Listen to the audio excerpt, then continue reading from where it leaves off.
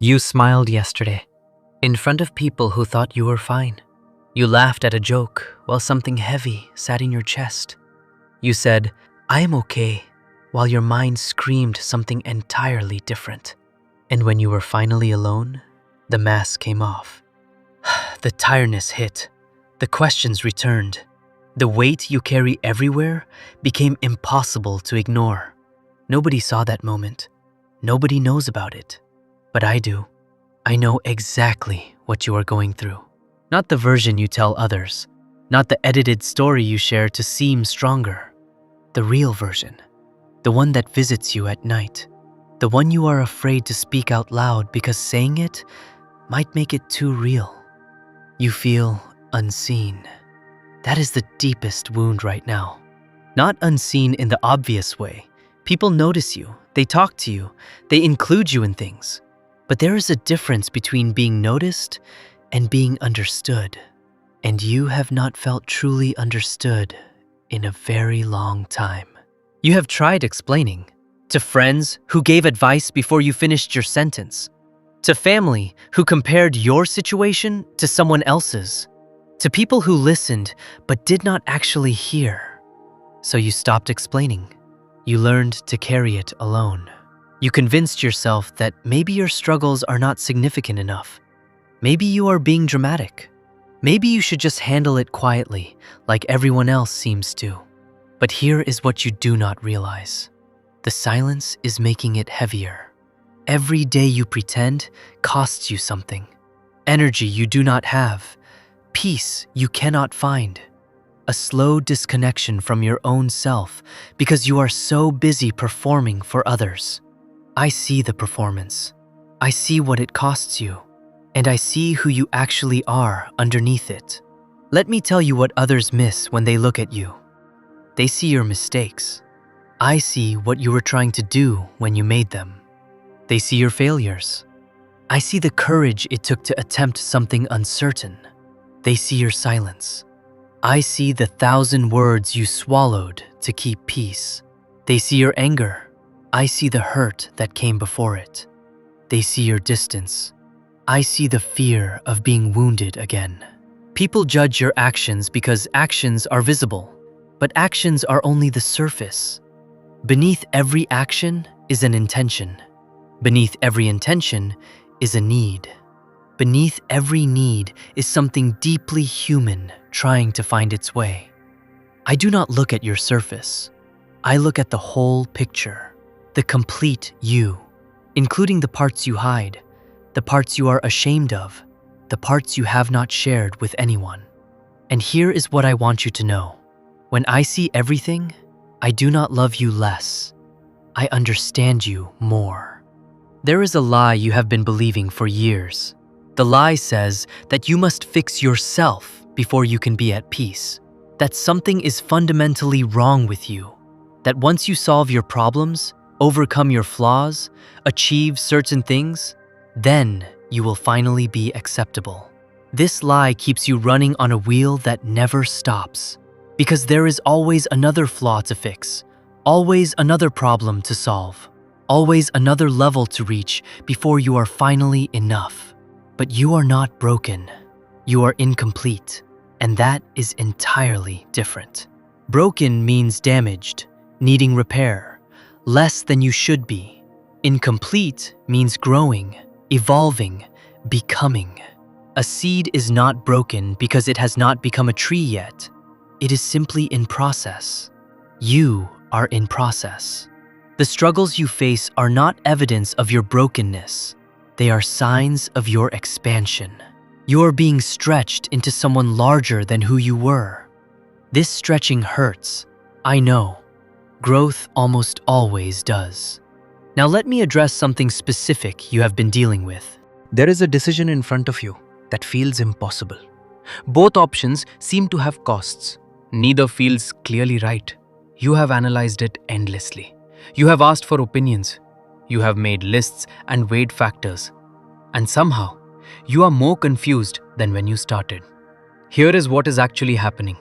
Your mind believes it can think its way to certainty. It believes that with enough analysis, the right answer will become obvious. So it keeps thinking, keeps analyzing, keeps searching for a certainty that will never come. Meaningful decisions never come with certainty. If they did, they would not require courage. What you are waiting for, that feeling of absolute clarity, may never arrive. Not because you are doing something wrong, because that is not how significant choices work. So stop waiting for the confusion to end. Make the decision that aligns with who you want to become, not the decision that feels safest, not the decision that others would approve of, the decision that the highest version of you would respect. And then, this part is crucial. Do not look back. The mind will try to replay the choice, questioning whether you decided correctly. Refuse to engage. A decision fully committed to will take you further than a perfect decision made with hesitation. You are also carrying guilt that does not belong to you anymore. Something from the past keeps visiting. A mistake, a failure, a moment when you were not who you wanted to be. You have replayed it hundreds of times, punished yourself repeatedly, used it as evidence that you cannot be trusted. But understand this, the person who made that mistake does not exist anymore. You have thought new thoughts since then, learned new things, become someone different. Literally, your cells have changed, your mind has expanded, your awareness has grown. Guilt is useful for exactly one thing, to signal that your actions did not match your values so you can correct course. Once the correction is understood, guilt has served its purpose. Carrying it beyond that point is not responsibility, it is self-destruction. You are not loyal to your past by continuing to suffer for it. You are only blocking your future. Put it down. Not because it was not serious, because holding it forever helps no one. Not you, not anyone you affected, not anything you want to create. There is something happening beneath your current struggles that you cannot see yet. Every difficult emotion you are experiencing is pointing towards something that needs attention. Anxiety points towards something unresolved that wants resolution. Sadness points towards something lost that needs grieving. Frustration points towards something misaligned that needs adjusting. Your emotions are not random. They are intelligent signals. The problem is that you have been taught to suppress them, overcome them, push through them, anything except actually listen to them. What if you approached your difficult emotions with curiosity instead of resistance? Instead of asking, "How do I stop feeling this?" ask, "What is this feeling trying to show me?" The answer might not come immediately, but the asking itself changes your relationship with your inner world. You move from fighting yourself to understanding yourself. And understanding always precedes transformation. You cannot change what you are unwilling to face. Before I finish, I want you to absorb something completely. I am not watching you from somewhere distant. I am not a force you must reach through perfect actions or special rituals. I exist in the space between your thoughts, in the awareness that notices your mind, in the aliveness that moves through your body right now. When you feel most alone, you are not alone.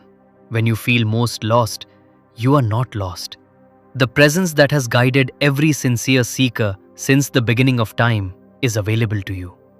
Not because you earned it, but because it was never separate from you. You have been looking for peace somewhere out there, in achievements, in relationships, in circumstances. But peace is not found. It is uncovered. It exists already, beneath the mental noise, beneath the worry, beneath the constant doing. You have touched this peace in moments, when you were fully absorbed in something you love, when you witnessed something beautiful, when you were too tired to maintain your usual mental activity and something quiet emerged. That quietness is always here. You do not create it. You simply stop covering it. So here is what I want you to carry from this conversation. You are seen completely, including everything you hide. And you are not judged for any of it. You are in process, not broken. The struggles are shaping you, not defining you. Your decisions do not need certainty. They need commitment. Your past does not need endless punishment. It needs release. Your emotions do not need suppression. They need understanding. And you do not need to search for what has never left you. I am here, in your confusion and in your clarity, in your weakness and in your strength, in your falling and in your rising. I know what you are going through, and I am with you, not at the end of the journey as a reward, but right now, in the middle of everything, exactly where you need me most. In this video, Krishna is portrayed as speaking directly to you as a form of storytelling and reflection. This is a creative and educational interpretation inspired by the wisdom of the Bhagavad Gita. It is not meant to be taken as a literal or personal message. Jai Shri Krishna.